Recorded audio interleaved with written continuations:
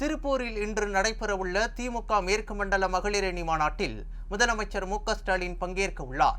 திருப்பூர் மாவட்டத்தில் இன்று நடைபெறவுள்ள திமுக மேற்கு மண்டல மகளிர் அணி மாநாடு முன்னேற்பாடு பணிகள் தீவிரமாக நடைபெற்று வருகின்றன. பல்லடம் அருகே உள்ள காரணம்பேட்டை பகுதியில் இந்த மாநாடு நடைபெறுகிறது. இதன்படி திமுக மேற்கு மண்டல மகளிர் அணி மாநாடு வெல்லும் தமிழ் பெண்கள் என்ற தலைப்பில் இன்று மாலை 4 மணிக்கு நடைபெறவுள்ளது.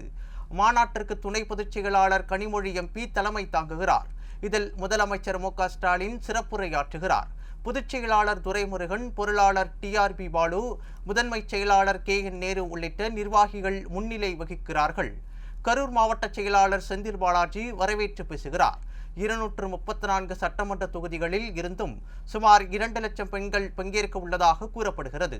மாநாட்டில் முதலமைச்சர் மு.க.ஸ்டாலின் பெண்கள் நலன் சார்ந்த முக்கிய அறிவிப்புகளை வெளியிட வாய்ப்புள்ளதாக கூறப்படுகிறது. பெண்களின் வசதிக்காக மொபைல் கழிப்பறைகள், குடிநீர் வசதி, மருத்துவ குழு, தன்னார்வலர்கள் ஆகியவை ஏற்பாடு செய்யப்பட்டுள்ளன.